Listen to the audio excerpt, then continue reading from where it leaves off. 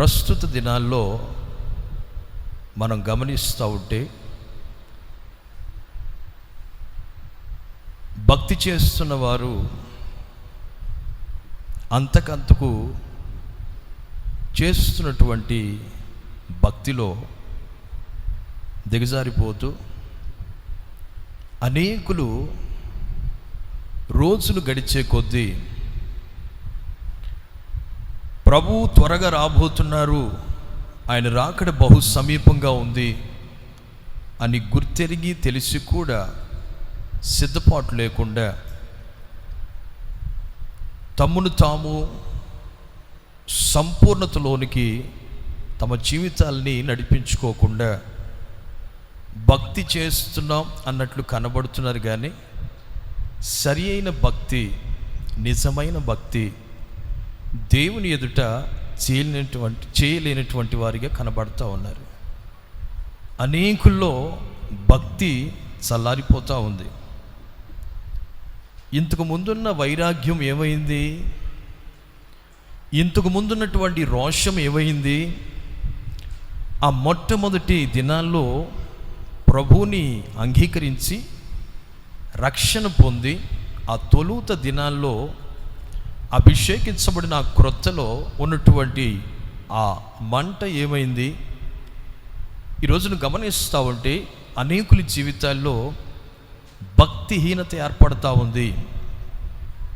భక్తి అంతకంతకు తగ్గిపోతూ సరి అయిన భక్తిని దేవుని ఎదుట చేయలేనటువంటి పరిస్థితులు ఏర్పడుతున్నాయి. సరిగ్గా దేవుని ఎదుట భక్తి చేయలేక అనేకులు భక్తిలో చల్లారిపోతూ భక్తిహీనులుగా మారిపోతూ ఉన్నారు. ఒకసారి మీకు చెప్పాను, ఏంటమ్మాయి ఎంత తెల్లబడిపోయావు, చాలా తెల్లగా అయిపోతుంది వాళ్ళ అమ్మాయి అంట. డాక్టర్ గారి దగ్గరికి తీసుకెళ్తే మీ అమ్మాయి తెల్లగా అవ్వటం కాదు, ఈ అమ్మాయికి ఏ జబ్బు వచ్చింది చెప్పండి. రక్తహీనత. బాగా మా అమ్మాయి అబ్బాబ్బా తెల్లగా అయిపోతుంది, తెల్లగా వచ్చేస్తుంది అనుకుని సంబరపడుతూ ఉన్నారు తల్లి. చివరికి బలహీనపడినప్పుడు డాక్టర్ దగ్గర తీసుకెళ్తే ఈ పాపకి రక్తహీనత ఏర్పడింది. అలాగనే సరిగ్గా అదే జాబితాలో భక్తులుగా పిలువబడి భక్తులుగా దేవుని చేత ఏర్పరచబడి భక్తులుగా దేవుని ఎదుట కొనసాగించబడుతున్నటువంటి వారి జీవితాల్లో కూడా భక్తిహీనత ఏర్పడతా ఉంది. ఈ భక్తిహీనత ఎప్పుడైతే వచ్చిందో వారి భక్తిలో తేడాలు కనిపిస్తూ ఉన్నాయి. ఈ భక్తిహీనత ఎప్పుడైతే ఒక వ్యక్తిలో చొరబడిందో వారు కొంచెముగా భక్తిలో చల్లారిపోతూ ఉన్నట్లుగా మనం చూస్తూ ఉన్నాం. అందుకని బైబిల్లో చక్కటి విషయాలు రాయబడి ఉన్నాయి. మనమందరము కూడా ఈ ఆత్మీయ జీవితంలో భక్తి శ్రద్ధలతో దేవుణ్ణి ఆరాధిస్తూ ఉన్నాం. భక్తి శ్రద్ధలతో దేవుణ్ణి మహిమపరుస్తూ ఉన్నాం. బైబిల్ గ్రంథంలో ఉన్న పరిశుద్ధులందరినీ గమనిస్తే వాళ్ళందరూ కూడా భక్తి శ్రద్ధలతో దేవుణ్ణి మహిమపరిచినట్లుగా మనం చూస్తూ ఉంటాం. వాళ్ళు చేసిన భక్తి సరి అయినది, నిజమైన భక్తిని దేవుని ఎదుట వారు కనుపరిచారు. ఆత్మీయ జీవితంలో భక్తి చేయటం అనేది చాలా చాలా ప్రాముఖ్యమైంది కదా. మనమందరము కూడా యేసయ్య భక్తులం. ఎవరి భక్తులం? ఇంకొద్ది రోజులు ఆగితే ఈ సీజన్లోనే ఒకళ్ళు బయలుదేరుతూ ఉంటారు నల్ల బట్టలు వేసుకుని. వాళ్ళు ఆ భక్తులు కదా. మనమేమో యేసయ్య భక్తులం. ఒకసారి చెప్పండి, యేసయ్య భక్తులం అని గట్టిగా. దానికి కూడా మొహమాటమా, సిగ్గా? అసలు నిజంగా నువ్వు యేసయ్య భక్తుడు కాదా, భక్తురాలు కాదా? తెల్ల బట్టలు వేసుకుంటేనే భక్తులా?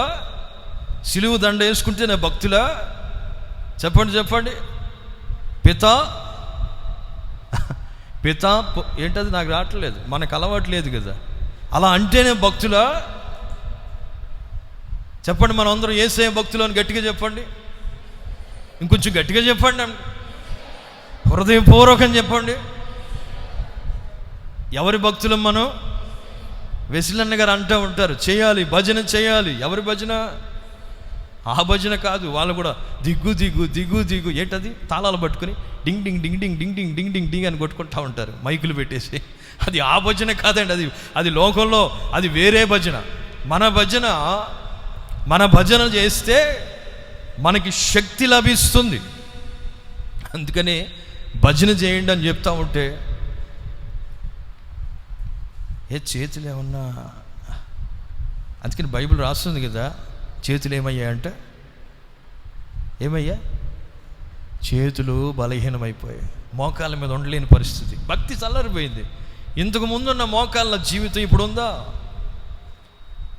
నేను ఎప్పుడు అదే అనుకుంటాను, భయపడతా ఉంటాను. అమ్మో, ఇంతకు ముందు మనం ఎలా ఉన్నాం, ఇప్పుడు ఎలా ఉన్నాం, అదే ఆలోచన చేసుకోవాలి. భక్తి విషయంలో ఆత్మీయంగా అదే ఆలోచన చేయాలి. ఇంతకుముందు ఎలా ఉన్నాం, అప్పుడు అంత భక్తిగా ఉన్నాం కదా, అమ్మో ఇప్పుడు భక్తి లోపం కలుగుతుంది, భక్తిహీనత వచ్చేస్తుందేమో, సరి చేసుకొని మరలా మార్గంలోకి మనం ముందుకు సాగినప్పుడు దేవుడు మన భక్తిని చూసి మనల్ని ఆశీర్వదిస్తాడు.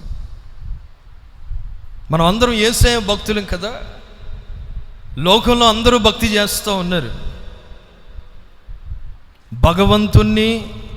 భగవంతునికి భక్తునికి అనుసంధానమైనది భక్తి. ఆ భక్తి కాదు, భక్తి, సరి అయిన భక్తి. నిజమైన భక్తిని చేసే వారికి యేసయ్య సమీపంగా ఉంటారట. యేసయ్య వారితో మాట్లాడుతూ ఉంటారు, వారిని దర్శిస్తూ ఉంటారు, వారికి తోడై ఉంటారు, కనుపాప వలె వారిని కాపాడుతూ ఉంటారు. అయితే మనం చేయవలసింది ఏంటంటే ఆయన ఎదుట సరి అయిన భక్తి చేయాలి. లోకంలో అందరూ చేసేది భక్తి, కానీ మనం చేసేది ఏంటి చెప్పనా? భయముతో కూడిన భక్తి. చెప్పాలి, ఏ భక్తి? భయముతో కూడిన భక్తి. భయము లేని కోడి బజార్లో రోడ్డు మీద గుడ్డు పెట్టిందట. అది ఎవ్వడికి ఉపయోగం లేదు. అన్ని రోజులు పెంచిన యజమానుడు బాధపడతా ఉన్నాడు, ఇన్ని రోజులు పెంచాను ఈ కోడిని, ఇది ఇంట్లో పెట్టకుండా ఎక్కడ పెట్టింది? బజార్లో పెట్టింది. గుడ్డంతా వేస్ట్ అయిపోయింది, వ్యర్థమైపోయింది. చూడండి దేవుని ప్రియులరా, భయము లేని భక్తి వ్యర్థం. ఇంకొక మాట చెప్పడానికి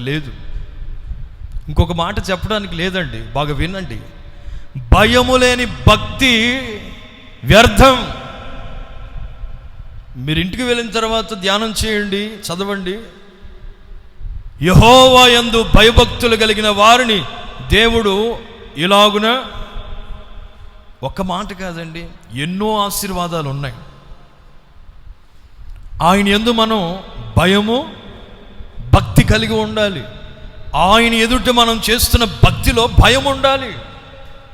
మనం చేసే భక్తి కేవలం భక్తి మట్టుకే కాదు, భయముతో కూడిన భక్తి. ప్రతి విషయంలో మొదటిగా దేవునికి భయపడాలి, దేవుని వాక్యానికి భయపడాలి, దేవుని సన్నిధికి భయపడాలి, దైవ సేవకులకు భయపడాలి. ప్రతి విషయంలో. కొంతమందిని చూస్తూ ఉంటే వీళ్ళు భక్తులు, దేవుని భక్తులు అని కనబడతా ఉంటారు. కొంతమందిని చూస్తూ ఉంటే భక్తులుగా కనబడతా ఉంటారు, కానీ వారిలో భక్తి ఉంది. కానీ చూసారా, వర్షానికి భయపడి దేవుని సన్నిధికి రాలేదు కొంతమంది. సరిగ్గా ఇప్పుడు మనం వాళ్ళని ఆలోచన చేస్తే, అంటే రాలేనటువంటి వారిని, వాళ్ళందరూ ఇప్పుడు వేరు కార్యాల్లో నిమగ్నమై ఉండుంటారు. అంటే వ్యర్థంగా సమయాన్ని గడుపుతున్నారు. నేనైనా మీరైనా ఎవరైనా సరే దేవుని సన్నిధిలో ఆ కూడిక ఉన్నప్పుడు, ఆ సమయానికి 7 గంటలకు కదా, ఎన్నోసార్లు మీకు చెప్పుండొచ్చు. ఈ రాత్రి మరి క్రొత్త కోణంలో దేవుడు చెప్పబోతున్నాడు మనతో. దేవుని సన్నిధికి వచ్చు విషయంలో భయపడాలి. దేవుని సన్నిధికి భయపడటం అంటే దేవుని సన్నిధికి మనం ఎలా వస్తున్నాం, ప్రారంభం ఎన్నింటికి, ఎన్ని గంటలకి ప్రారంభించబడుతుంది, ఎప్పుడో వస్తూ ఉంటారు. భయము లేని భక్తి చేస్తున్నారు వీళ్ళు. అసలు భక్తి చేస్తే నిజంగా మనకి ఎన్ని ఆశీర్వాదాలు, ఎన్ని దీవెనలు, ఎన్ని లాభాలు. ఇంకా ఆ భక్తి చేయటానికి మన వల్ల కాదు కదా, ఆ భక్తి చేయటానికి మనకి పరిశుద్ధాత్మ దేవుని శక్తి కావాలి. దేవుని వాక్యంలో స్పష్టంగా రాయబడి ఉంది, దేవుని ఎదుట నేను నిజమైన, సరి అయిన, పవిత్రమైన, నిష్కలంకమైన సద్భక్తి నేను చేయాలి అంటే దేవుని ఆత్మ శక్తి చేత నేను నింపబడి ఉండాలి. మీ సంగతి ఏమో కానీ పరిశుద్ధాత్మను పొందిన వారి అనుభవం చెప్తున్నాను వినండి. టైం అయిపోతుంది, 7 గంటలకు కదా టైం అయిపోతుంది అన్నప్పుడు లోపల బయలుదేరుతుంది. ఏంటది? భయం. నిజంగా భయము కలుగుతుంది.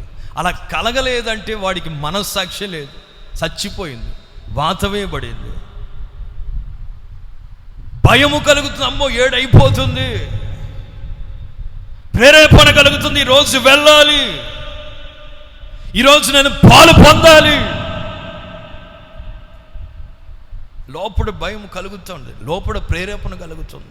పౌలు అంటారు కదా, అదిగో క్రీస్తు ప్రేమ నన్ను బలవంతం చేస్తుంది. ప్రేమ అనగా పరిశుద్ధాత్మ.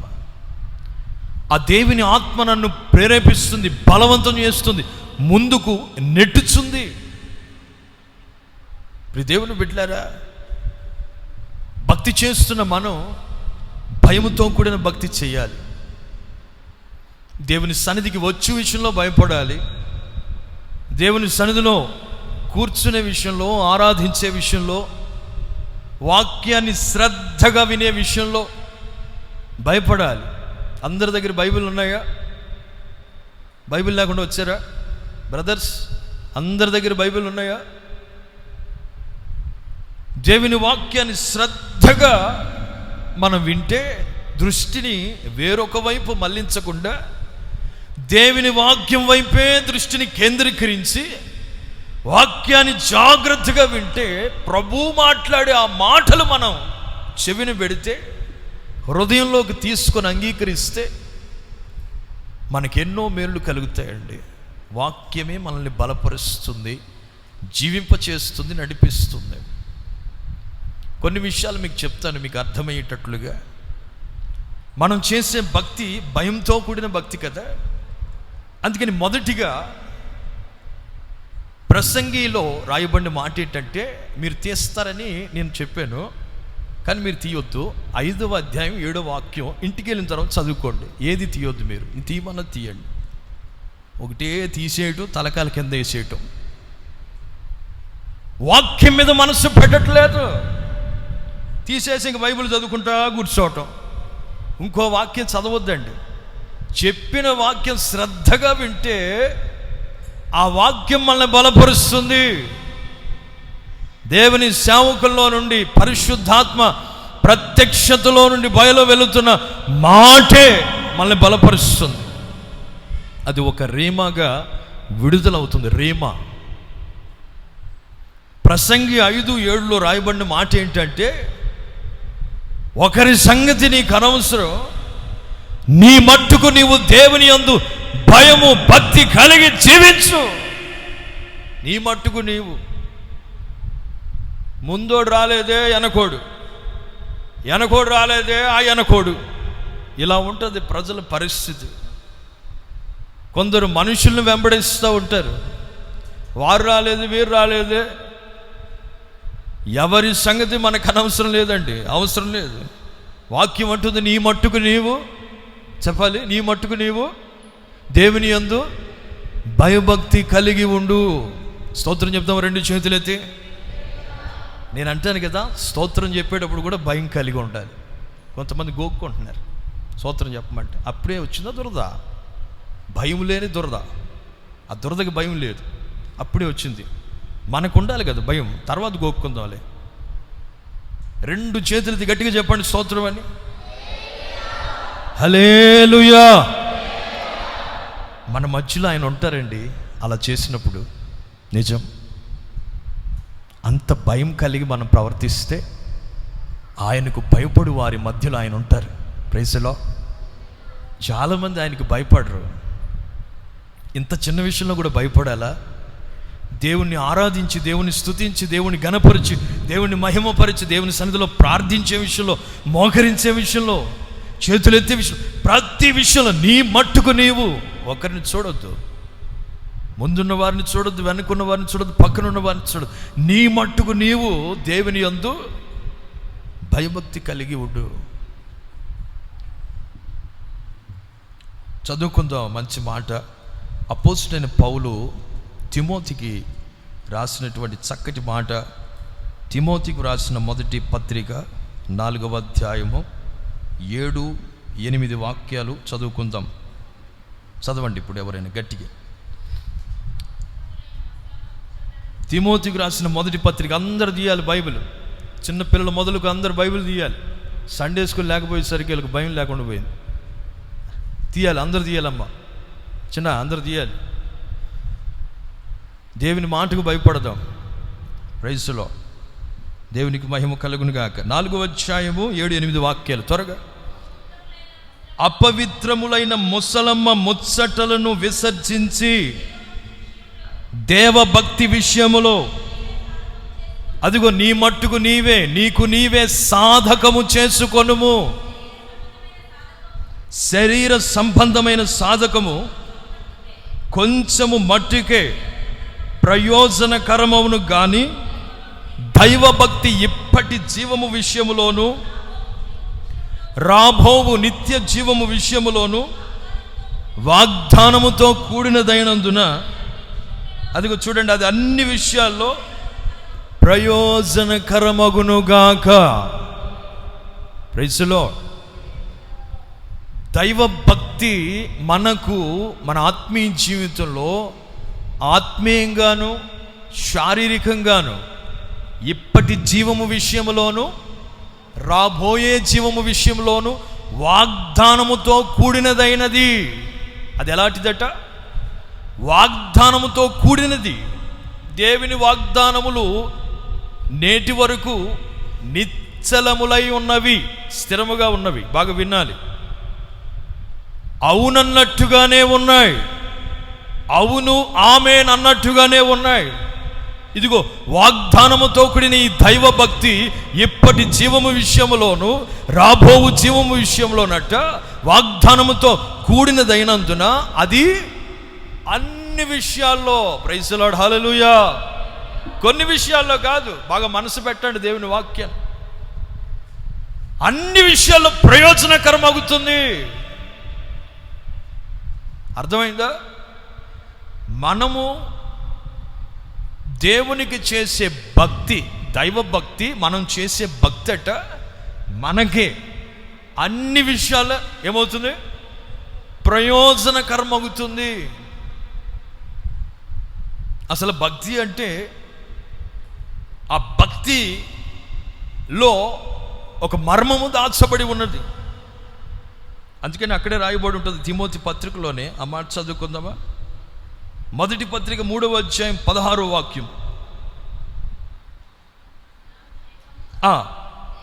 దైవ భక్తిని గూర్చిన మర్మం గొప్పది. చాలండి. దైవ భక్తిని గూర్చిన మర్మము గొప్పదై ఉన్నది. అది ఒక మర్మము. మనము చేసే దైవ భక్తి ఒక మర్మముతో కూడినదై ఉన్నది. ఆ మర్మాన్ని దేవుడు మనకు బయలుపరిచారు. కాబట్టి మన మట్టుకు మనమే, నీ మట్టుకు నీవే దేవభక్తి విషయంలో సాధకము, నీ జీవితాన్ని సాధకం చేసుకో. ఒకవేళ నీ భక్తి తగ్గిపోయిందేమో పరిశీలన చేసుకో. బాగా వినాలి. తలలు పైకెత్తాలి. తలలు కిందేస్తున్నారు చాలామంది. బాగా ఇలాగే వినండి, ఇటువైపే చూడాలి. నీ మట్టుకు నీవు భక్తి విషయంలో సాధకం చేసుకో. ఒకవేళ నీ భక్తి చల్లారిపోయిందేమో, నీ భక్తి తగ్గిపోతా ఉందేమో, సరి అయినటువంటి భక్తిని దేవుని సన్నిధిలో దేవుని ఎదుట చేయలేకపోతున్నామేమో. నీ భక్తిని ఒకసారి సరి చేసుకో. ఈ రాత్రి ప్రభు మాట్లాడుతూ ఉన్నారు, భక్తి అనేది 1-2 రోజుల్లో మనము నేర్చుకునేది కాదు. మా ఇంట్లోకి మా నాయనమ్మ ఈ భక్తిని తీసుకొచ్చింది.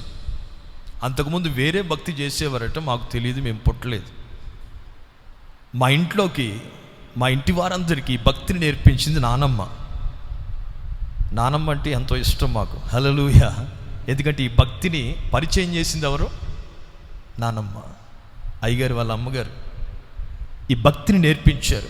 నానమ్మ తీసుకొచ్చింది కదా, నానమ్మ ఈ భక్తిని కొనసాగిస్తూ తన కుమారుల కొరకు, కుమార్తె కొరకు, కుటుంబం కొరకు ప్రార్థన చేస్తూ వచ్చింది.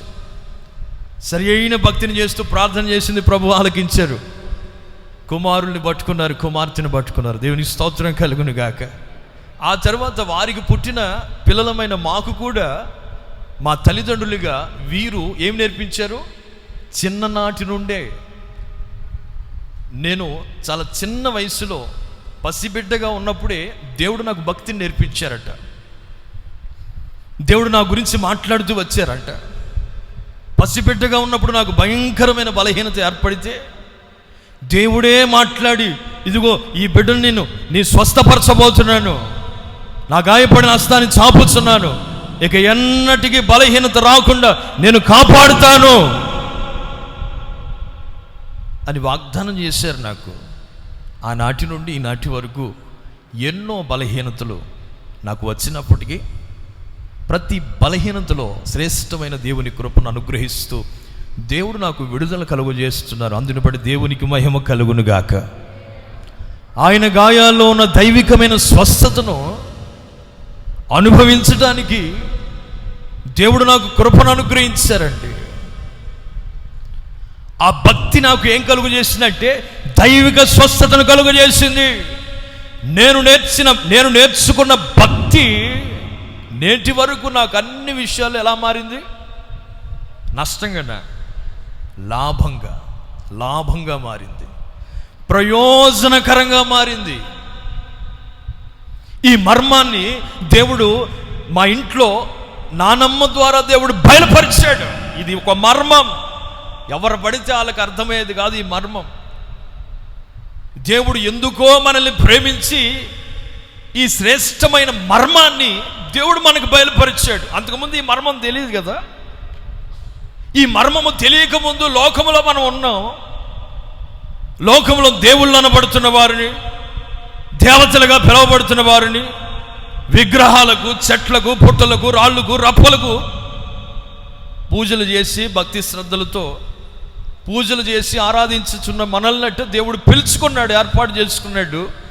ఈ మర్మాన్ని, గుడ్డితనంలో ఉన్న మన కన్నులను తెరచి ఈ మర్మాన్ని దేవుడు మనకు బయలుపరిచాడు. గట్టిగా చప్పట్లు కొడదామా? గట్టిగా చప్పట్లు కొడదాం. హల్లెలూయా, హల్లెలూయా, హల్లెలూయా. మనము ఏ పాటి వారమండి? మన ఎదుట ఈ నిరాక్షేపముగా ఈ భక్తిని గురించిన, దైవ భక్తిని గురించిన మర్మాన్ని దేవుడు మన ముందు ఉంచారు. ఈ భక్తిని గురించిన మర్మం చాలా మందికి తెలియదు. తెలియకే ఏదో ఆశామాషిగా భక్తిని చేస్తూ ఉంటారు.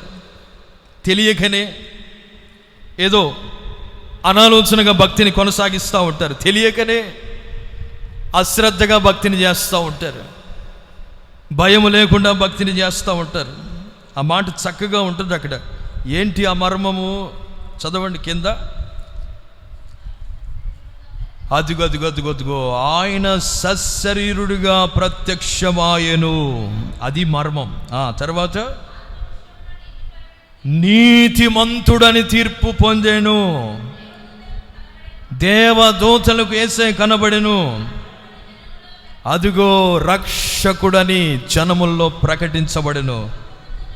లోకమందు మనమందరం ఆయన్ని నమ్ముకున్నాం. హల్లెలూయా. ఆరోహణుడై మరలా తేజోమయుడయ్యెను.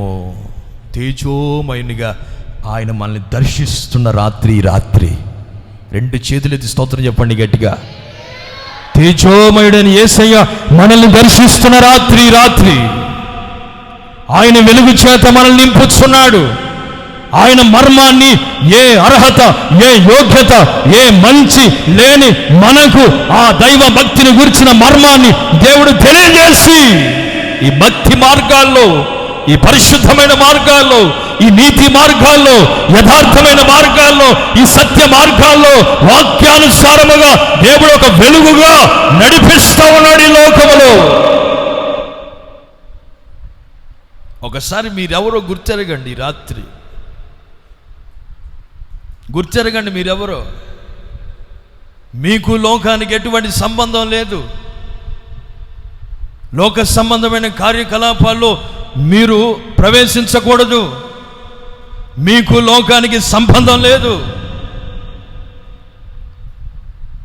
ఇవి నా మాటలుగా మీరు తీసుకోవద్దు, దేవుని మాటలుగా అంగీకరించండి. భక్తి మార్గంలో కొనసాగుతున్న బిడ్డలు లోకంలో తిరుగుతున్నారే, వీళ్ళు వెళ్ళకూడని స్థలంలో ఉన్నారు, చేయకూడని పనులు చేస్తున్నారు. దేవుని ఆత్మ దుఃఖపడతా ఉంది. ఒక విధంగా చెప్పాలంటే హోసన్న విశ్వాసుల గురించి ఒక ఘనమైనటువంటి పేరుంది ప్రస్తుతం. స్తోత్రం చెప్తారు గట్టిగా. ఆ పేరును దేవుడు మనకు అనుగ్రహించాడు. మంచి పేరును, ఖ్యాతిని మీకు అనుగ్రహిస్తాను. మీకే పేరు పోగొట్టొద్దు, పేరును కాపాడండి. మన సహవాసం యొక్క నామాన్ని నిలబెడదాం. హోసన్న విశ్వాసులంటే దేవుని ఎదుట దైవ భక్తిని చేస్తున్న వారు. వీరు యెహోవా యందు భయభక్తులు కలిగిన వారు. వీరు సద్భక్తిని చేస్తున్నవారు. వీరు దైవ భక్తిని చేస్తున్నవారు. ఒకరి సంగతి మనకు అనవసరం.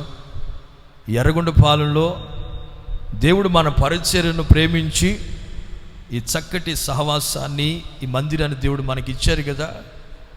మనం చక్కగా దేవుని ఎదుట యథార్థమైన భక్తిని చేస్తూ ముందుకు కొనసాగాలి.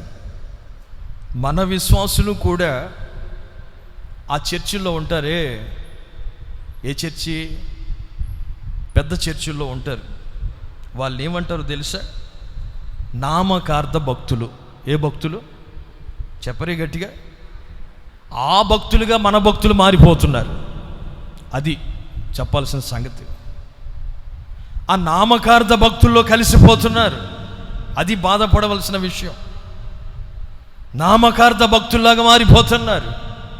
వాళ్ళ ఎదుట వీళ్ళ భక్తిని ప్రదర్శించాల్సింది పోయి, వాళ్ళ ఎదుట వీళ్ళ భక్తిని చూపెట్టాల్సింది పోయి, వాళ్ళలో కలిసి ఏకమైపోతా ఉన్నారు.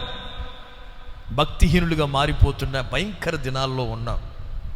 దేవుని బిడ్డలారా, దేవుని భక్తి, దైవభక్తి విషయంలో మనకు మనమే సాధకం చేసుకోవాలి మన జీవితాన్ని. ఒకరోజుతో వచ్చేది కాదు ఈ భక్తి.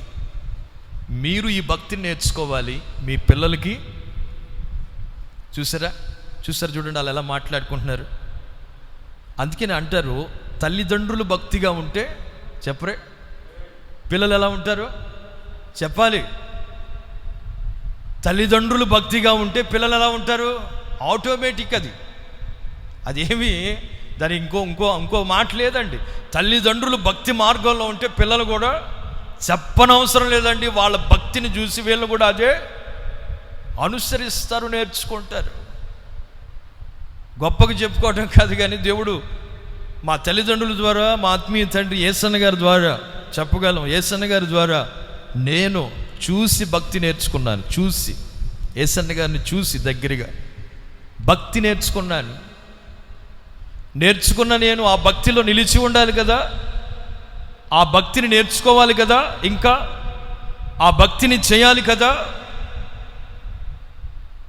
తల్లిదండ్రులుగా మీరు భక్తిని చేస్తే, దేవుని భక్తి విషయంలో సాధకం చేసుకుంటే, భక్తి విషయంలో మీరు వైరాగ్యం కలిగి, రోషం కలిగి, దైవభక్తి విషయంలో మీరు సాధకం చేసుకుంటూ మీరు ముందుకు కొనసాగితే మీ పిల్లలు కూడా, మీ వెనుక మీ పిల్లలు రాబోయే తరం కదా, వారు కూడా మీరు ఏ విధంగా భక్తిని చేశారో, ఎలా భక్తిని మార్గాల్లో నడుచుకున్నారో అదే విధంగా మీ పిల్లలు కూడా భక్తి శ్రద్ధలతో దేవుని సన్నిధికి వస్తారు.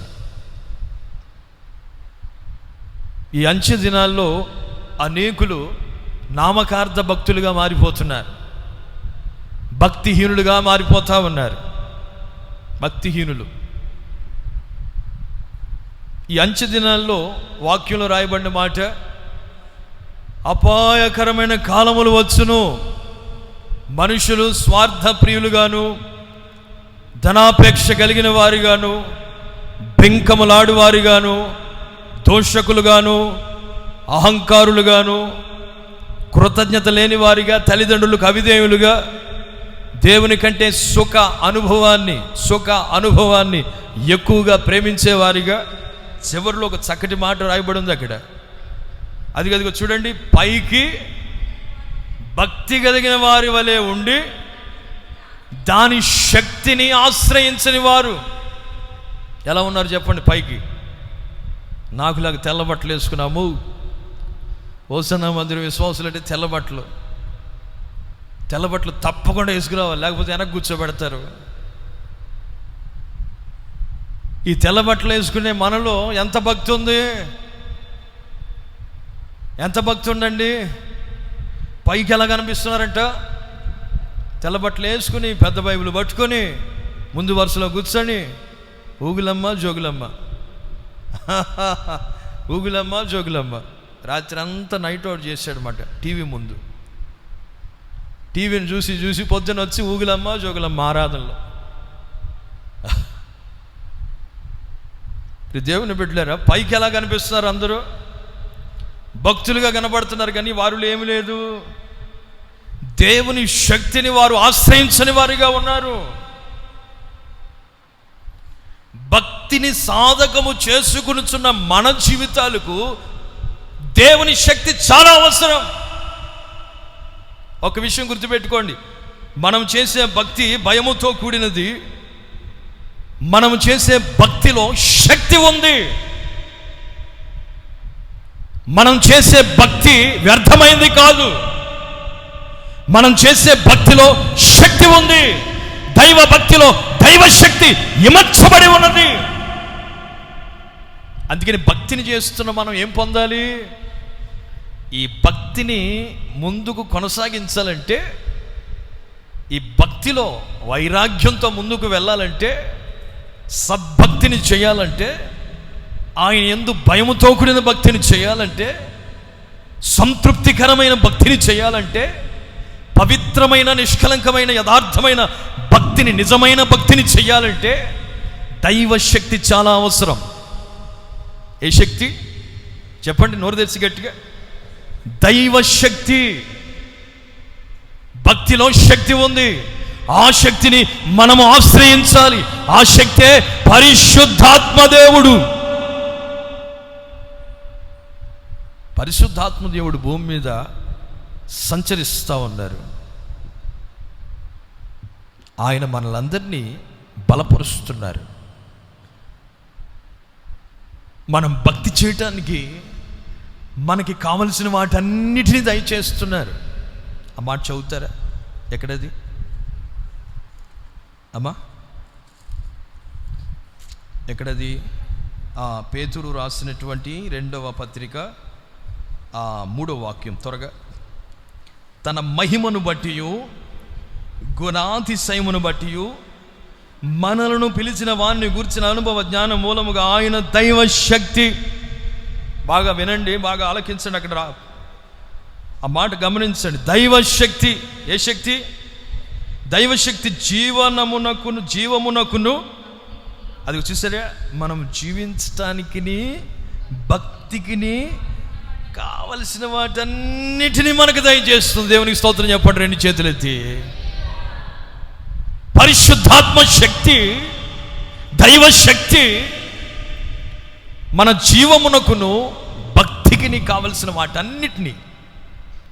జీవమునకునంటే మన జీవం ఆయనలో దాచబడి ఉంది. మన జీవం ఆయన కృపలో దాచబడి ఉంది. మన జీవమునకు అంటే మన ప్రాణాత్మ దేహాలకు మనం జీవించటానికి అవసరమైన వాటన్నిటినీ దైవ శక్తి మనకు అనుగ్రహిస్తుంది. కొంతమంది అంటూ ఉంటారు, ఏదో ఒక శక్తి నా వెనకుండి నన్ను ఏదో ఒక శక్తి నడిపిస్తుంది, అసలు నా వల్ల ఇది ఎలా సాధ్యం, నాకేంటి ఇంత ఘనత, నాకేంటి ఇంత పేరు, నాకేంటి ఈ స్థితి, నాకేంటి ఇంత పెద్ద ఉద్యోగం. ఏదో ఒక శక్తి, అదే ఏంటి? దైవ శక్తి. ఇంత స్థితిలో మనం ఉన్నామంటే, ఇంతగా దేవుడు మనల్ని హెచ్చించారంటే ఆ దైవ శక్తి మనకు కావలసిన వాటన్నిటినీ దయచేస్తూ ఉంది. కాబట్టి దేవుని భక్తి చేసే విషయంలో దేవుని శక్తిని పొందుకొని మనం ముందుకు సాగాలి. దేవుని శక్తి లేకుండా మన భక్తిని ముందుకు కొనసాగించలేం అనే సంగతి వాస్తవం. దేవుని శక్తిని పొందాలి, దైవ శక్తిని పొందాలి. ఈ శనివారం కూడికల్లో పరిశుద్ధాత్మను పొందాలి. ఏదో 1-2 రోజులు పొందేది కాదు పరిశుద్ధాత్మ. నేను ఇంకా ఇప్పటి వరకు కూడా అభిషేకించబడుతూనే ఉన్నాను. అర్థమవుతుందా మీకు? మీకు అర్థమవుతుందా? నేను ఇంకా అభిషేకించబడుతూనే ఉన్నాను. మీ మధ్యలో మీ ఎదుట నేను కనబడుతూ ఇంకా ప్రతి శనివారం ప్రతిరోజు నేను మోకరిల్లి ప్రార్థన చేసినప్పుడల్లా, దేవుని కృపాసనమునొద్ద బలిపీఠమునొద్ద చేతులెత్తి మోకరిల్లి ప్రార్థన చేసినప్పుడల్లా నేను అభిషేకించబడుతూనే ఉన్నాను. దేవుని యొక్క అభిషేకం, ఆ దైవ శక్తి నాకు కావలసిన ఆరోగ్యాన్ని దేవుడు ప్రసాదిస్తుంది, నాకు కావలసిన జ్ఞానాన్ని అనుగ్రహిస్తుంది, నాకు కావలసిన గుండెల నిండా సమాధానాన్ని దేవుడు శక్తి నాకు అనుగ్రహిస్తూ ఉంది. లోకంలో ఎక్కడ దొరకని శాంతి, సమాధానం దైవశక్తి మనకు అనుగ్రహిస్తుంది.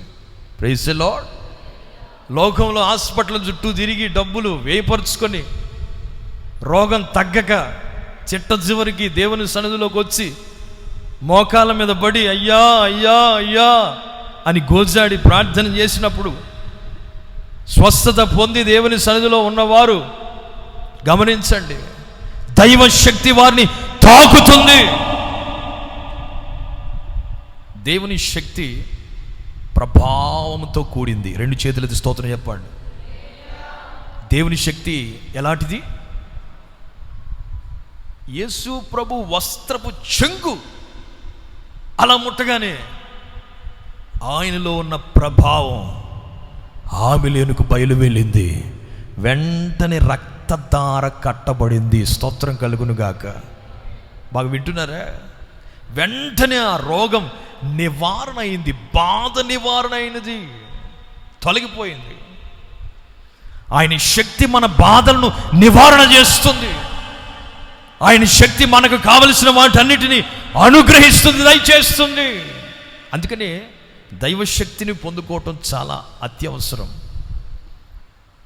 చివరి దినాల్లో ప్రతి ఒక్కరు కూడా పరిశుద్ధాత్మ శక్తి చేత నింపబడాలి.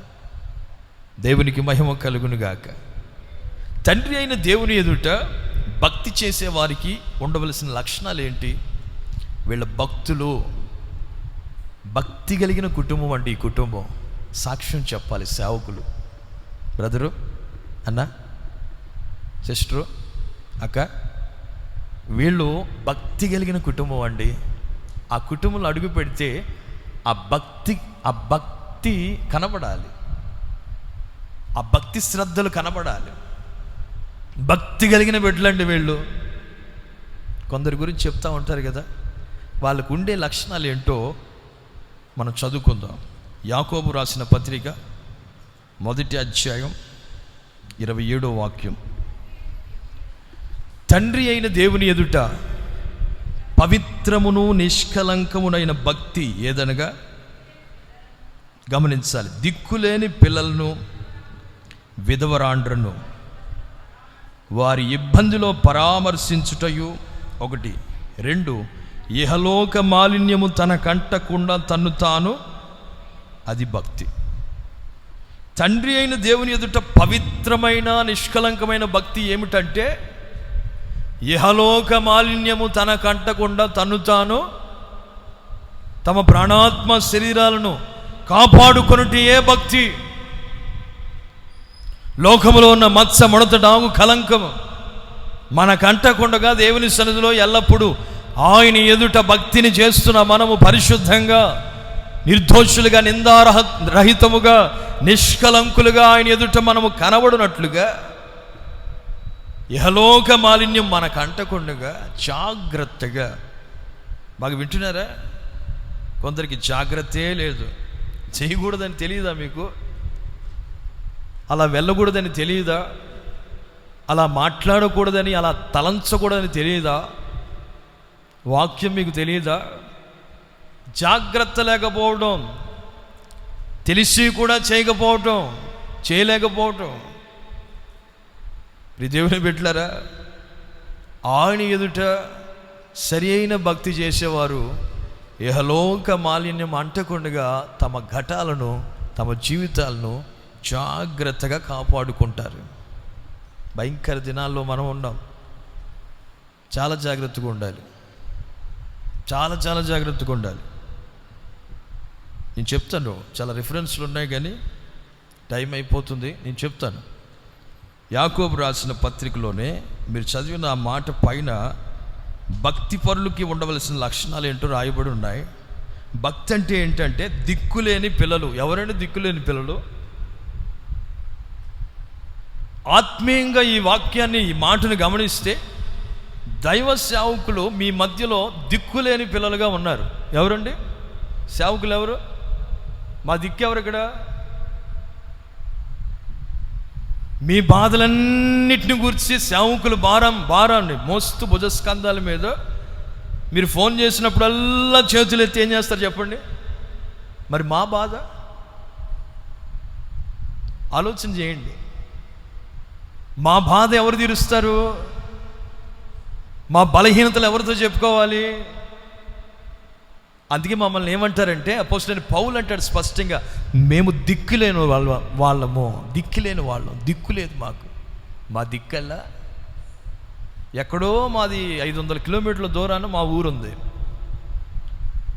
ఇక్కడ మాకు ఎవరు బంధువులు లేరు. ఉన్నదల్లా ఆత్మీయ బంధువులైన మీరందరూ. రక్త సంబంధులు ఎవరు లేరు. ఉండకూడదు సేవకుడికి. గుర్తుపెట్టుకోండి, ఉన్న ఊర్లో సేవకుడి సేవ చేయకూడదు. ఎవరైనా సరే ఉన్న ఊర్లో, సొంత ఊర్లో సేవ చేయకూడదు.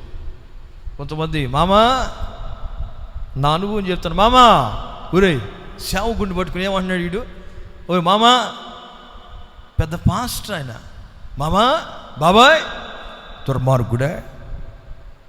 సేవకునికి ఇవ్వాల్సిన విలువ ఇవ్వకుండా మామ అంటావా? ఆయన నీ మామే కావచ్చు, కానీ సంఘంలో సేవకుడు. స్తోత్రం చెప్పండి గట్టిగా.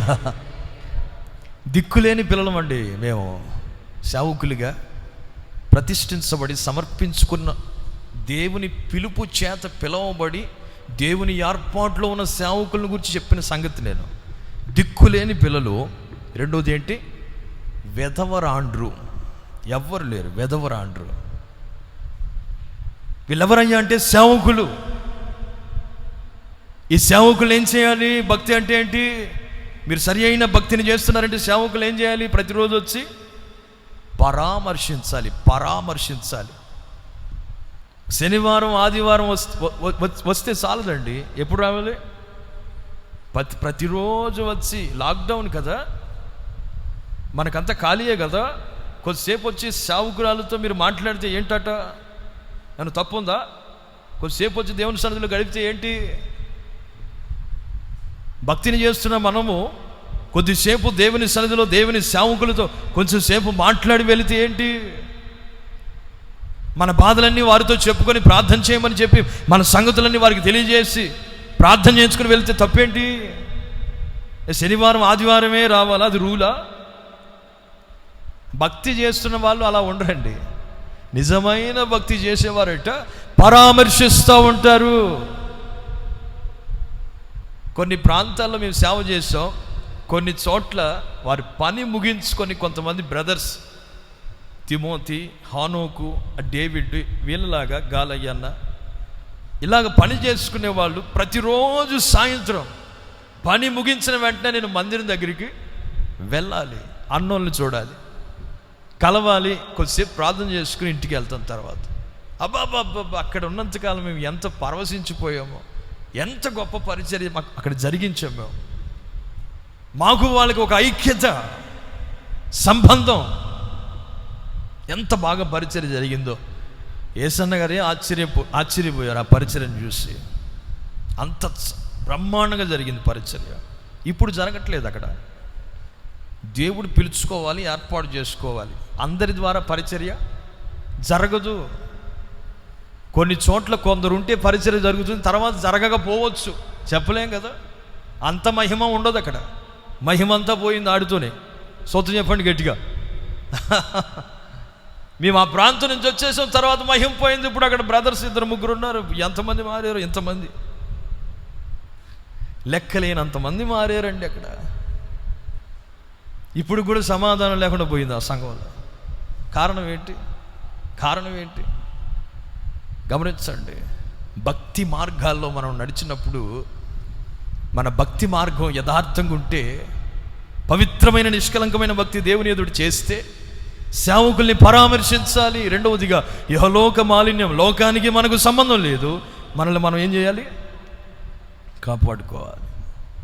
కాపాడుకోవాలండి. భక్తి పరులకు ఉండవలసిన లక్షణాలు ఏంటంటే, 19వ వాక్యం నుండి టక చదవండి. యాకోబు 1:19 నుండి.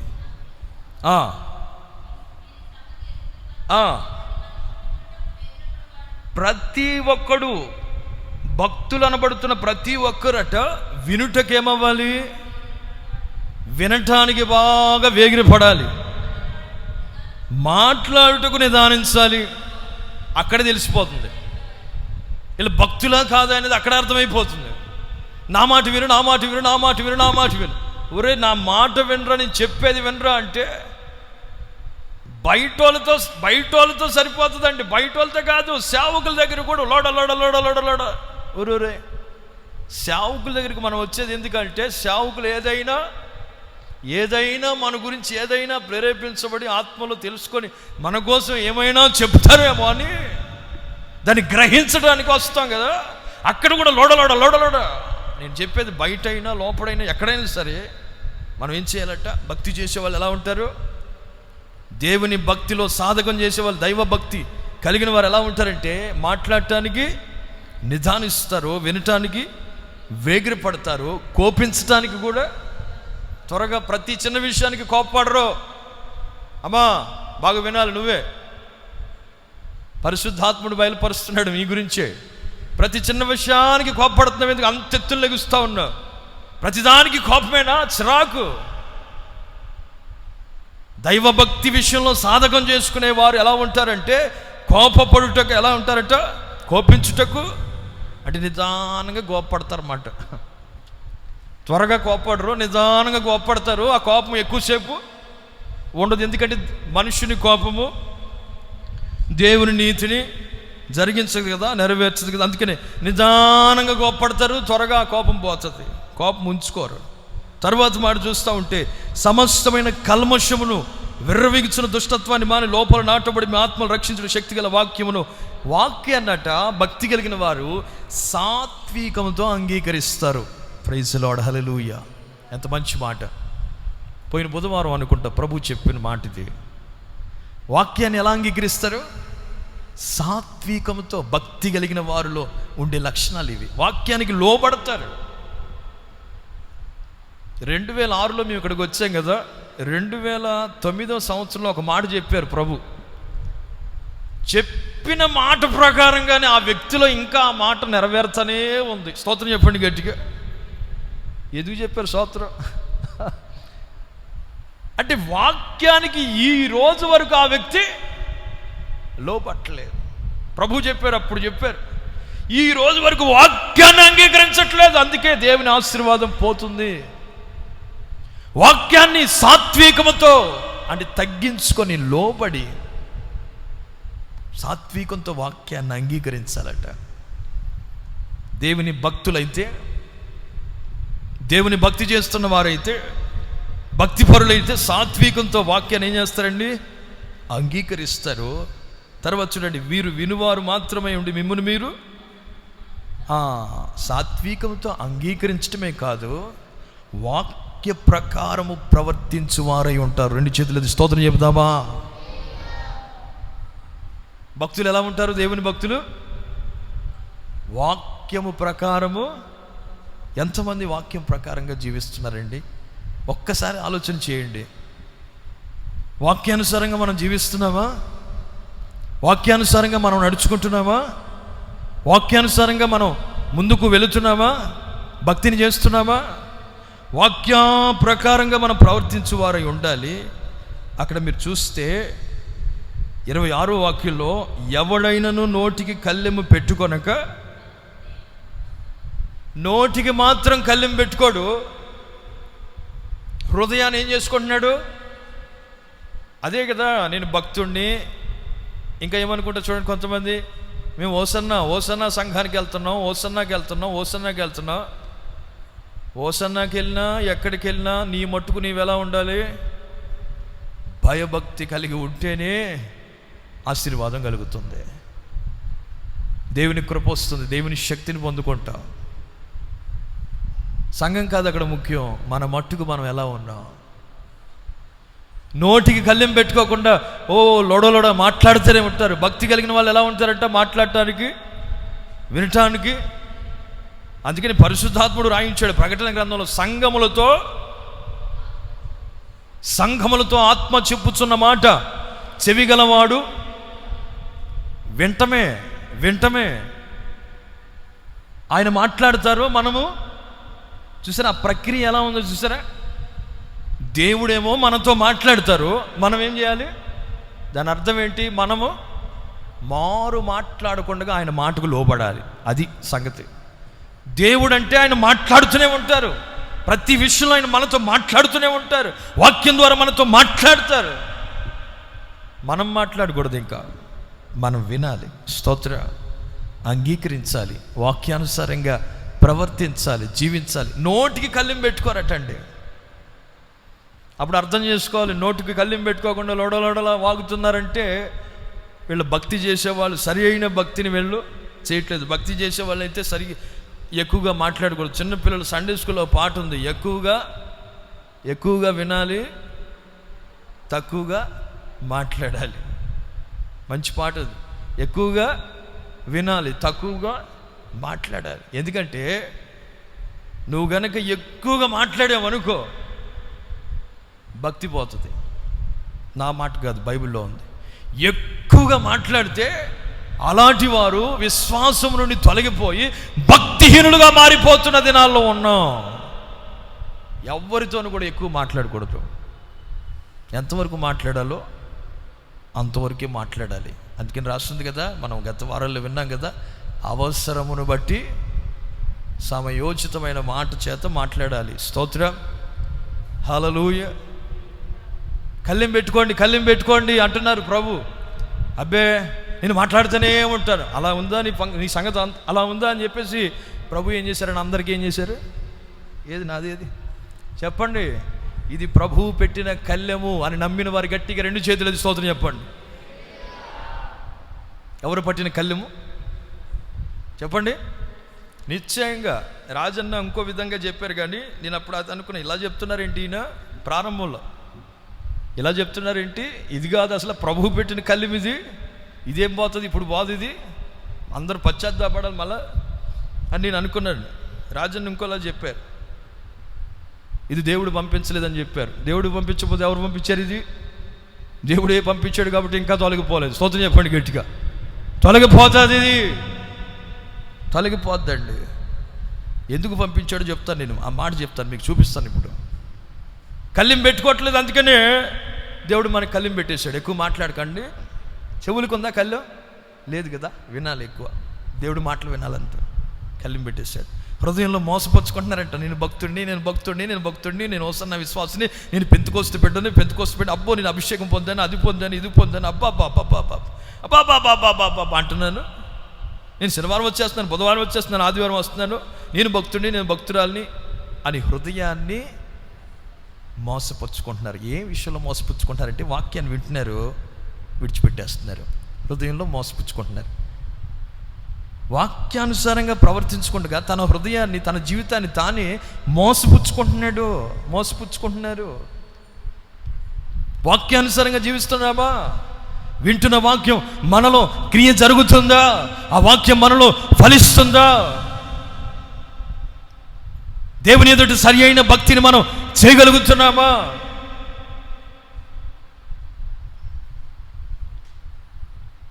చూడండి, అక్కడే మీరు గమనిస్తే హృదయాన్ని మోసపుచ్చుకొనుచు భక్తి గల వాడనని అనుకునేడు. అలా వాని భక్తి అంతా అది వ్యర్థమే, బూడిదలో పన్నీరు పోసినట్లు అయిపోతుంది. భక్తి అంతా వ్యర్థమైపోతుంది. ఎందుకురా భక్తి చేస్తున్నావు? వ్యర్థమైన భక్తిని చేస్తున్నావు. మరొక చోట రాయబడిన మాట ఏంటంటే, యేసుప్రభు అంటారు, వీరు నాకు సమీపంగా ఉన్నారు కానీ వీరు హృదయాలు నాకు దూరంగా ఉన్నాయి. వీరు హృదయాలు తమను తాము మోసపుచ్చుకుంటున్నారు. వీళ్ళు చేస్తున్నారు ఏంటంటే వ్యర్థమైన ఆరాధనలు చేస్తున్నారు, వ్యర్థమైన పాటలు పాడుతున్నారు, వ్యర్థమైన భక్తి చేస్తున్నారు. ప్రభు వాక్యాన్ని అంగీకరించగా, వాక్య ప్రకారం జీవించగా, దేవుని వాక్యానికి లోబడక, దేవుని మాట వినక, కళ్ళెమ్మ పెట్టుకొనక, హృదయాన్ని మోసపుచ్చుకుంటూ పైకి ఏమనుకుంటున్నారంటే భక్తి కలిగిన వారం అని అనుకుంటున్నారు. శక్తిని పొందలేదు. ఆ భక్తి అంతా వ్యర్థమైపోతుంది. ఎంతకాలం నుండి భక్తి చేస్తున్నాం? ప్రశ్న అనా, ఎంతకాలం నుండి భక్తి చేస్తున్నాం? ఎంతకాలం నుండి మందిరానికి వస్తున్నాం? ఈ మందిరానికి ఎంతకాలం అయింది? ఈ మందిరానికి వచ్చినప్పటి నుంచి భక్తి చేస్తున్నావు కదా. నీ భక్తి ఇతరులకు కాదు, నీకే ప్రయోజనకరం అవుతుంది. ఆ సంగతి మర్చిపోకూడదు. స్తోత్రం చెప్పండి గట్టిగా. మనం చేస్తున్న భక్తి మనకి ప్రయోజనకరంగా ఉంటుంది. అది పవిత్రమైన, నిష్కలంకమైన భక్తిగా ఉండాలి, సద్భక్తిగా ఉండాలి, యథార్థమైన భక్తిగా ఉండాలి, నిజమైన భక్తిని చేసేది ప్రజలుగా మనము ఉండాలి. మనల్ని మనం మోసగించుకోకూడదు. సాతాను కుయుక్తిగా, అదే వాడి ప్లాన్, అది అసలైన ప్లాన్. అసలైన ప్లాన్ విజయ్. అది ప్లాన్. విజయ్ గడు అనుకుంటున్నాడు, నేను ప్రకాష్ అన్న దగ్గరే ఉన్నాను కదా, అబ్బా నేను కూడా భక్తి చేస్తున్నాను, ప్రకాష్ అన్న పెద్ద పాస్టర్ కదా, నేను కూడా పెద్ద పాస్టర్ని అయిపోతాను, అన్నలా కీబోర్డ్ వాయించేస్తాను, నేను కూడా పాటలు పాడేస్తాను, అభిషేకం పొందేసుకుని ఆరాధన చేసేస్తాను. ఆడు భ్రమపడుతున్నాడు. వాడు ఇంటికి వెళ్ళిన తర్వాత ఏం చేస్తాడు నాకేం తెలుసు? నువ్వేం చేయట్లేదు లేరా. ఇంటికి వెళ్ళిన తర్వాత బజార్లో వాడేం చేస్తాడు నాకేం తెలుసు? వాడేం మాట్లాడుతాడు నాకేం తెలుసు? పాపం వాడు ఏమనుకుంటున్నాడంటే ఇలా ఫీల్ అయిపోతున్నాడు. తను తానేం చేసుకుంటున్నాడు చెప్పండి? హృదయాన్ని మోసగించుకుంటున్నాడు. వాక్యానుసారంగా జీవించట్లేదు, దేవుని మాటకు లోబట్టలేదు, దేవుని సేవకులు చెప్పిన మాట వింటలేదు. వీడు బాగా వింటాడండి, వీడు కాదు. ఉదాహరణకు చెప్తున్నాను. ఇలా వినకుండా తను తానేం చేసుకున్నాడంటే మోసపుచ్చుకొని ఇక్కడికి వచ్చేమో నేను అలాగైపోవాలి, నేను సేవకుని అయిపోవాలి. ఎంతమంది ఉన్నారు సేవకులుగా మారాలని, మీ పిల్లలు సేవకులు అవ్వాలని, మీ పిల్లలు సేవకు సమర్పించేస్తామన్నా వాళ్ళు ఉండాలి కదా భక్తి. వాడికి నేర్పించాలి కదా ఆ భక్తిని, వాడు ఆ విధంగా నడిపించాలి కదా. చిన్నప్పటి నుండి ఈ పరిచర్యలో నలిగి మీ ఎదుట ఇంకా ఉన్నాను నేను. స్తోత్రం చెప్పండి గట్టిగా. పరిచర్య గురించి ఎన్నో విషయాలు దేవుడు నాకు నేర్పిస్తూ వచ్చారు.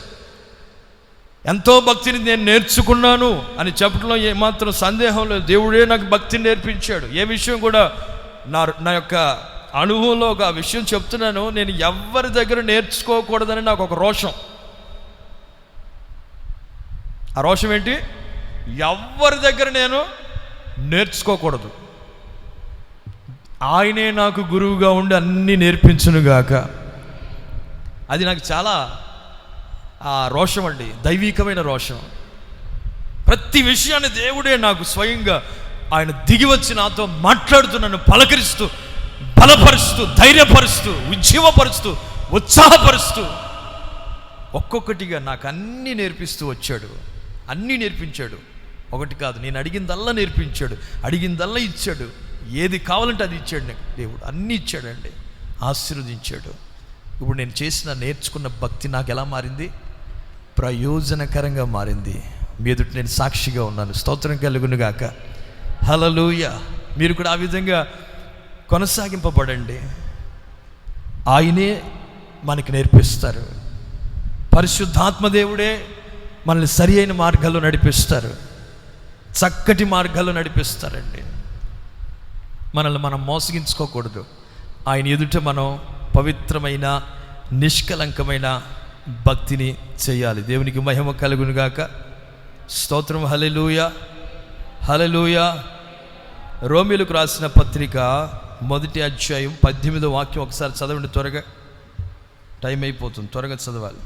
1:18 రోమీయులకు రాసిన పత్రిక. దుర్నీతి చేతను సత్యమును అడ్డగించు మనుష్యుల యొక్క సమస్త భక్తిహీనత మీదను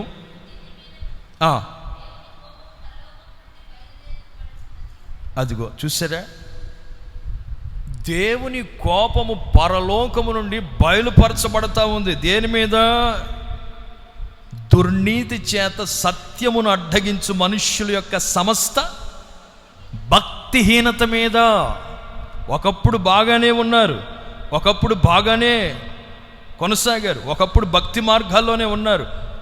ఎప్పుడైతే దుర్నీతి చేత సత్యమును అడ్డగించు మనుషులట కొందరు ఉంటారు.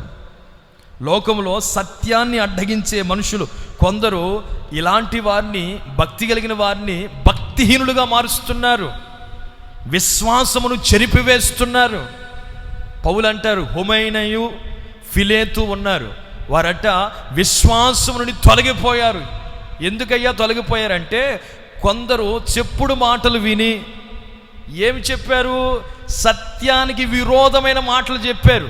సత్యాన్ని అడ్డగించు మనుష్యుల యొక్క మాటలు విని వారు ఎలాగా భక్తిహీనులుగా మారిపోయారు. ఇలాంటి భక్తి పరులను కూడా భక్తిహీనులుగా మార్చేస్తున్నారట, విశ్వాసాన్ని చెరిపివేస్తున్నారు. వారి విశ్వాసం అనే ఓడ బద్దలైపోతుంది, మంచి మనస్సాక్షిని కోల్పోతున్నారు.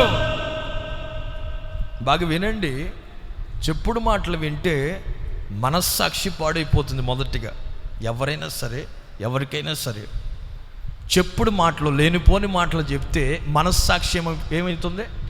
పాడైపోతుంది. ఆత్మీయులుగా దైవభక్తిని చేస్తున్న మనమట అలాంటి మాటలు విననోళ్ళక మన విశ్వాసాన్ని, మన భక్తిని జాగ్రత్తగా కాపాడుకుంటూ ముందుకు సాగాలి. హుమైనయు, ఫిలేతు, అలెగ్జాంద్రు వీళ్ళ విశ్వాసాన్ని కాపాడుకోకుండా విశ్వాసం అనే ఓడ ఏమైందంటే బద్దలైపోయింది, విశ్వాసాన్ని చెరిపివేసుకున్నారు. ఎలాగా? కొందరు భక్తిహీనులు మాట్లాడిన మాటలను బట్టి, సత్యాన్ని అడ్డగించు మనుషుల యొక్క సమస్త భక్తిహీనత మీదను, దుర్నీతి మీదను దేవుని కోపము రగులుచున్నది. జాగ్రత్త సుమండి. ఎందుకు ఇప్పుడు ఇలా ఈ తెగులు కానీ, ఈ విపత్తులు కానీ, ఈ నాశనకరమైన పరిస్థితులు ఎందుకు వస్తున్నాయంటే, దేవుని కోపము పరలోకము నుండి బయలుపరచబడతా ఉన్నది.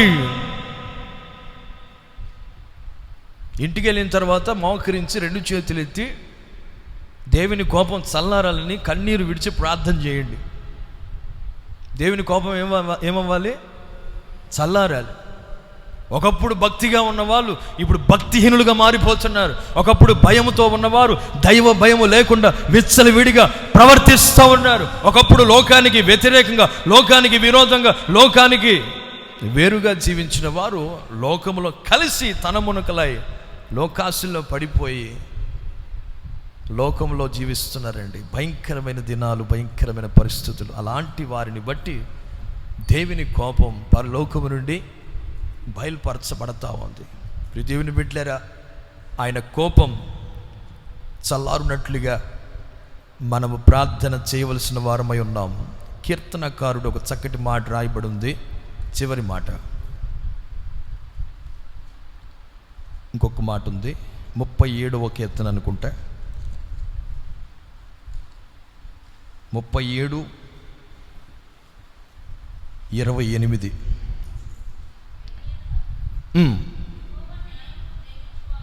యెహోవా న్యాయాన్ని, అన్యాయాన్ని కాదు, న్యాయమును ప్రేమించువాడు. ఆయన తన భక్తులను విడువడు. వారు ఎన్నటన్నటికి కాపాడబడుదురు. చాలండి, తర్వాత మాట అనవసరం, మనకొద్దు. వారెన్నటన్నిటికీ కాపాడబడతారు తన భక్తులు, యెహోవా భక్తులు. చూస్తున్నాడు, ఆయన చూస్తున్నాడు, పరలోకం నుండి చూస్తున్నాడు. దేన్ని చూస్తున్నాడు? భూమి మీద ఉన్న న్యాయాన్ని, భూమి మీద జరుగుతున్న నీతి న్యాయాన్ని చూస్తున్నాడు ఆయన. న్యాయాన్ని ప్రేమించేవాడు తన భక్తుల్ని ఎన్నటన్నిటికీ అట్ట ఏం చేస్తాడు? ఆయన కాపాడుతూ ఉంటారు. దేవునికి మహిమ కలుగును గాక. పేతురు వ్రాసిన 2వ పత్రిక 3వ అధ్యాయము 10వ వాక్యం నుండి చివరి వరకు, 10వ వాక్యం నుండి 12వ వాక్యం వరకు చదవండి త్వరగా. అదిగో ప్రభు వచ్చేస్తున్నారు. ఆ దినము దొంగ వచ్చినట్లు వచ్చును.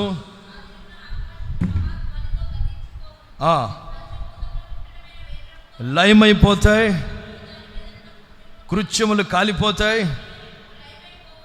గనుక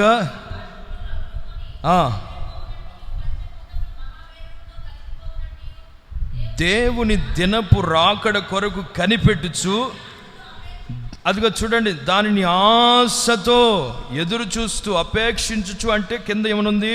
త్వర పెట్టుచు. ప్రభువా త్వరగా రమ్ము. యేసయ్యా చెప్పండి, మరణాత అని చెప్పండి అందరూ. తప్పేం లేదు కదా, మరణాత అని చెప్పండి. మరణాత అంటే యేసు త్వరగా రమ్ము. యేసు ప్రభువా త్వరగా రమ్ము. ఇదిగో త్వర పెట్టుచు, ఆశతో త్వర పెట్టుచు. మీరు పరిశుద్ధమైన ప్రవర్తనతోనూ భక్తితోనూ ఎంతో జాగ్రత్త గలవారై ఉండవలెను. ఆమేన్. హల్లెలూయా, హల్లెలూయా, హల్లెలూయా. ఎన్నో ప్రయోజనాలండి, ఎన్నో ప్రయోజనాలు. అందుకని మనం భక్తి చేస్తున్నాం. ఎలా చేస్తున్నాం? భయంతో కూడిన భక్తి చేస్తున్నామా? పవిత్రమైన నిష్కలంకమైన భక్తి చేస్తున్నామా?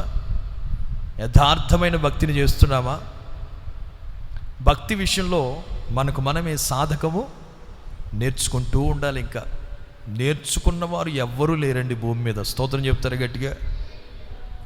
ఎన్ని సంవత్సరాలు, బ్రతుకు కాలం అంతా, జీవిత కాలం అంతా ప్రభువులో మనం ఇంకా నేర్చుకుంటూనే ఉండాలి, నేర్చుకుంటూనే ఉండాలి. ప్రభు త్వరగా వచ్చేస్తున్నారండి. ఆయన రాకడ బహు సమీపంగా ఉంది. ఆశతో అపేక్షించు, ఎదురు చూస్తూ త్వరపెట్టుచు అట. ఆ దినము కొరకు మనం ఎలా సిద్ధపడాలి? పరిశుద్ధమైన ప్రవర్తనతోనూ భక్తితోనూ ఎంతో జాగ్రత్త. ఈ మాట ఇది 2-3 సార్లు దేవుడు చెప్తా ఉన్నాడు. ఇది 3వసారి అనుకుంటే నేను చెప్తున్నాను. ఎంతో జాగ్రత్త. మీకు అర్థం కావట్లేదు చాలామందికి. ఎంతో జాగ్రత్త. సేవకుడు చాలా భారంగా మీ మధ్యలో చెప్తున్నప్పుడు కాస్త మీరు ఆలోచన చేయండి. ఎంతో జాగ్రత్తగా, ప్రతి విషయంలో ఎంతో జాగ్రత్త. తిమోతి రాసిన పత్రికలో 6:6లో ఉంటుంది అనుకుంటా ఆ మాట. చదవండి ఒకసారి. 6:6లో సంతుష్టి సహితమైన దైవ భక్తి గొప్ప లాభ సాధనం. 2 చేతులెత్తి స్తోత్రం చెప్పండి. ఎలాంటి దైవభక్తి? సంతృప్తికరమైన దైవభక్తి. ఇప్పుడు నేను ఆరాధిస్తున్నాను, మనం ఆరాధిస్తూ వచ్చాం. ఇప్పటి వరకు చాలాసేపు మనం ఆరాధన చేసాం, పరిశుద్ధాత్మలో ఆనందించాం. ఆరాధన చేసేటప్పుడు నేను ఎలా చేయాలి? సంతృప్తికరంగా ఆరాధించాలి. స్తోత్రం. ప్రార్థన చేస్తున్నాం, ప్రార్థన చేసేటప్పుడు తృప్తికరంగా ప్రార్థన చేయాలి. స్తోత్రం చెప్పండి గట్టిగా. వాక్యం వినేటప్పుడు అనటం కంటే వాక్యం తినేటప్పుడు. మీరు ఇప్పుడు ఏం చేస్తున్నారు? వినటము అంటాం కంటే వాక్యం ఏం చేస్తున్నారు ఇప్పుడు? మీరు ప్రభు మీకు వడ్డిస్తుంటే మీరు తింటున్నా మీరు ఏం చేయాలి? తృప్తి చెందాలి. ఈ భక్తిని చేస్తున్న మనమట సంతృప్తి చెందాలి. ప్రభు మనకి ఎప్పుడు ఏది అవసరమో, మనకి ఇష్టమైనది ఏదో ప్రభు సమస్తాన్ని ధారాళంగా సమృద్ధిగా ఏది తక్కువ లేకుండా దైవ భక్తిని చేస్తున్న మనకి అనుగ్రహిస్తూ ఉన్నారు.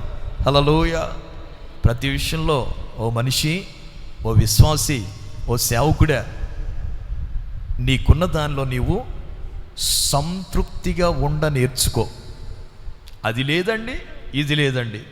కొందరు స్త్రీలు తమ భర్తల్ని ఒక్కటే వేధిస్తూ ఉంటారు. వాళ్ళకి అది ఉంది, వీళ్ళకి ఇది ఉంది. ఏంటది? వాషింగ్ మిషన్ అంట. వాళ్ళకి అది ఉంది, ఇది ఉంది, ఒకటే పోరు. సంతృప్తి లేని జీవితం. ఎన్ని ఉన్నా కొంతమందికి ఏముండదు. ఈ మధ్యన కొన్ని విషయాల్లో దేవుడు దూరం చేస్తున్నాడు. అసలు ఒకప్పుడు ఎంత ఇష్టమో కదా, ఇదేంటి ఇలా అయిపోతున్నాం. దేవుడు అవి లేకపోయినా దేవుడు మనకేం చేస్తున్నాడు? సంతృప్తికరమైన జీవితం. అబ్బా, ఎంత సంతృప్తి, ఎంత తృప్తి, ఎంత ఆనందం, ఎంత సమాధానం, ఎంత సంతోషం. దయచేసి అందరూ మోకరించండి. అలాగే సంతృప్తిగా మోకరించండి. నీరసంగా మోకరిస్తున్నారేంటి కొంతమంది? సంతృప్తిగా, మోకరించే విషయంలో కూడా సంతృప్తిగా. ఈరోజు నేను దేవుని సన్నిధిలో ఎంతో బలపరచబడ్డాను. సంతృప్తికరమైన దైవభక్తి గొప్ప లాభ సాధనం. నీకు గొప్ప లాభాలు తెచ్చిపెడుతుంది. అది ఒక సాధనంగా ఉంటుంది. నువ్వు చేస్తున్న దైవభక్తి సంతృప్తిగా చేయి, తృప్తికరంగా చేయి. Praise the lord. హల్లెలూయా. దయచేసి అందరూ మోకరించలాగు నీ చేతులు పైకి